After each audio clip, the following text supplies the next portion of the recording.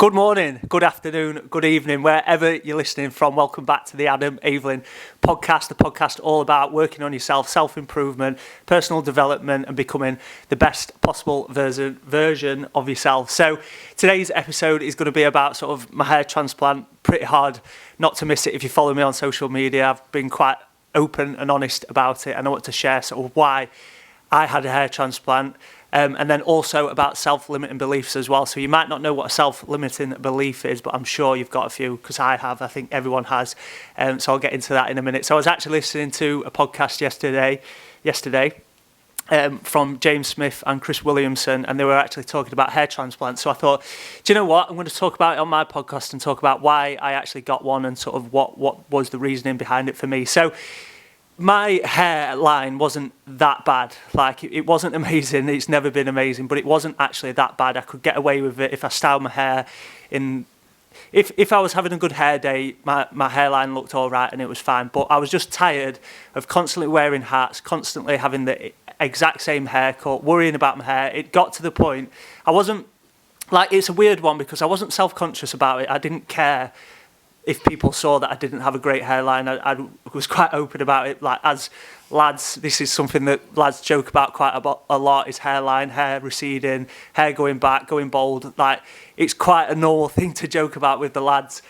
And I wasn't really that bothered about it, but it got to the point where when I was going out, it was just a stressor for me. And I always talk about trying to get stressors out of your life. And I just got past the point of not wanting to stress about it anymore, and I thought, do you know what, I'm going to have a look into it. And another sort of driving force behind it, James, my younger brother, he's always been a lot more self-conscious about his hairline, and he's always wanted it done. Even from a young age, he's always thought about having it done. So I think around my 18th or his 18th birthday, I promised that when he was 25, for his 25th, I'd take him, we'd go to Turkey and get it done, and then when it was his 25th, I didn't actually have the finances to be able to do that.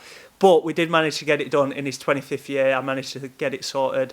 It wasn't cheap. Like, we went to London, we went to Harley Street, we went to Vinci Hair Clinic, who were absolutely amazing, and we got our hair transplant done, I think about 5.5 months now. But like the reasoning for it for me, like I say, I was just tired of constantly wearing hats. I was making videos all the time. That's something that I do a lot for my social media.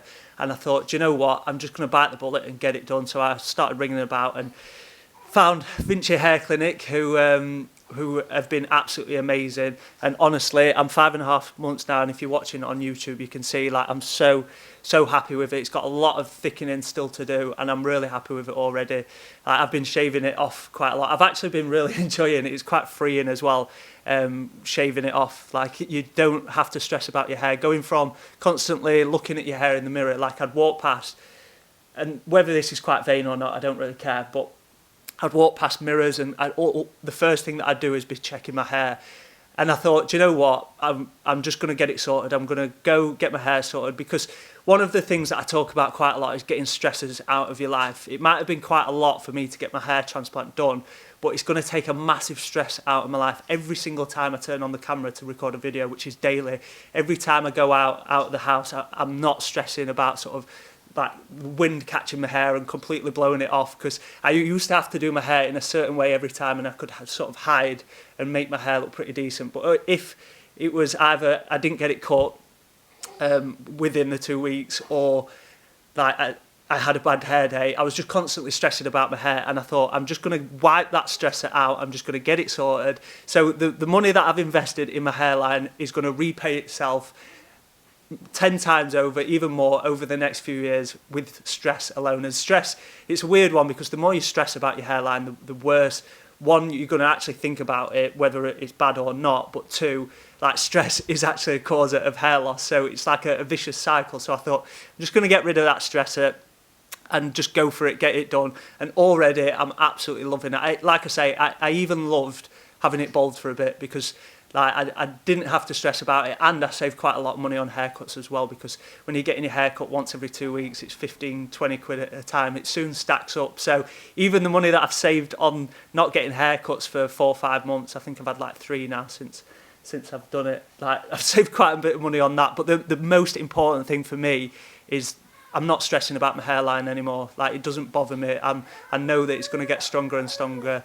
The baby's actually waking up. Let's hope she goes back to sleep. She's asleep next to me. I think she's going back to sleep. But yeah, I'm so happy with it. And I know for lads, there's a lot of lads out there that deal with the exact same thing. They're worried about the hairline, and it's a big thing. And this goes out to everyone as well. Like, no one has the right to tell you what to do with your body. If you want to get something done, ladies, if you want to get your lips done, if you want to get your boobs done, like, it is completely up to you. And if that's something that's in the back of your mind, like, I went and bit the bullet and got my hairline done, and I'm so pleased with it. I'm so happy with it, and I'm such a big believer in do whatever the fuck you want to do. So hopefully, and like, me sharing it on social media, I always, even before like Married at First Sight and before I had a following, I always said, when I get my hair transplant done one day, I'm going to share it, I'm going to document the journey, just so other people can see, sort of like, and it inspires them. And the amount of messages that I've had from other lads online saying, or partners from other lads, either saying that it's the best thing the partner's ever done, or I've inspired the partner or them to get the hairline done and to bite the bullet and get it done. And the amount of people that have messaged me and the amount of people that have actually got it done is incredible. And this kind of leads me on to another point. Never, I think, sharing any journey, sharing anything that you're going through, because you never know who's going through the exact same thing. Even though it wasn't a big thing, like, it was just my hair at the end of the day. Like, and really at the end of the day, your hair isn't a massive thing. Like, there's a lot bigger things to worry about in the world. But like I say, if you can get those stresses out of your life, like, it can repay itself massively. And I appreciate it is quite a bit of money to get your hairline done. Like, I didn't have the money to pay for it all. I had to put a deposit down, and I'm paying it back monthly. But like, if you want to get something done and you can afford it, like, no one's got the right to tell you whether you can or can't. It's up to you. So that is my sort of hairline journey. I'm so happy with it so far. If you're watching on YouTube, I've actually just spiked it up. It's finally getting to the stage where I can start spiking it up again. So I'm really excited to try out some hairstyles that I could never try when I was younger, because I just didn't have the hairline to do it. I remember saying when I actually went and got it done, like, when I was younger, I used to go into the hairdressers and I used to ask for sort of like similar David Beckham haircuts, and I could never have it done because my hairline just wouldn't allow it. So now that I can, I'm excited to try out so many haircuts. So yeah, that's pretty much it with my sort of hair transplant. And now I wanted to get on to self-limiting beliefs. So self-limiting beliefs are things that we hold on ourselves, things that we tell ourselves that aren't necessarily true, but the fact that we tell ourselves over and over and over again, whether it's subconscious or conscious, that we start to believe it. So for me, like, a self-limiting belief, and I've spoke about this before, is the fact that I've always been someone that hasn't got a massive attention span, and I've always said I can never read books because I just haven't got the attention span to do it. It's a lie, because it's a self-limiting belief I just tell myself that I've started to believe over and over and over again. So now I'm trying to sort of change those self-limited beliefs, and it's the same with weight loss. Obviously, that's kind of what I do. I help people lose weight.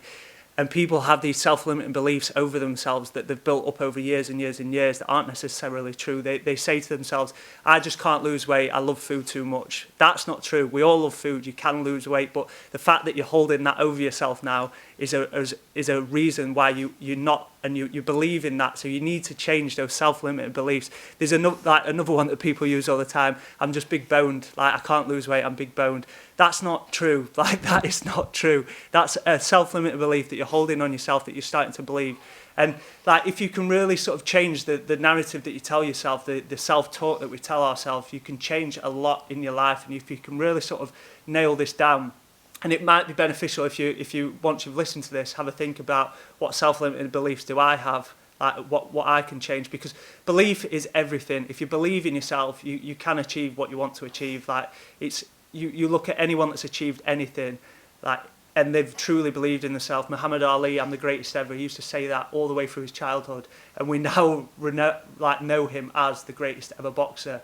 The Conor McGregor, like the two-time champion, he used to call himself the two-time champion before he even got that. That it's just all about really believing in yourself. And if you have a self-limiting belief on yourself that you need changing, reframe the framework. For example, if you're someone that's wanting to give up smoking and you say, oh, I just can't give up smoking. Like I'm trying, but I can't. Like you need to change that self-limiting belief and change the wording of it to, I'm someone who used to smoke, but I'm doing my very best to try and do everything, and I'm going to be someone that stops smoking. Like all these self-talk that we tell ourselves that we can change. So yeah, that's pretty much it on self-limiting beliefs. But I really think if you can really nail down what I've just said there, and really you can change a lot of what happens in your life. Like the self-talk that we tell ourselves is amazing. This is why I always tell people to listen to positive things, because if you're in a positive mind state and like you're in an energetic positive mind state, you're going to be telling yourself better things.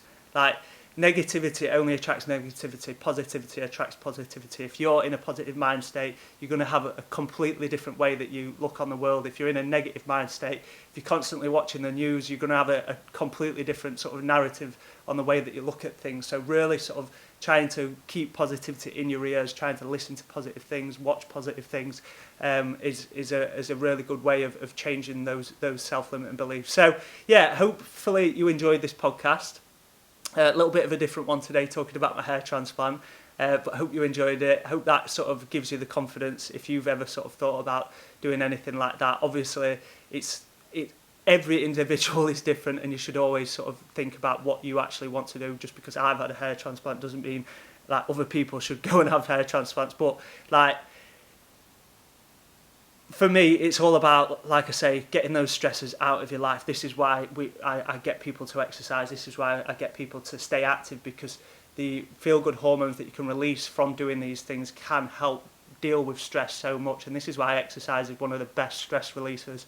You actually release feel-good hormones from exercising, which can help you manage with stress levels. And that can have such a massive knock-on effect to the way that you look at food, the way that sort of you sleep on an evening, like all these things that can be massively impacted. So in a way, this weird sort of podcast has kind of changed into sort of getting stresses out, talking about my hair transplant. So yeah, hopefully you enjoyed this one. Have a great day wherever you're listening to. Thank you for tuning in again, and speak soon.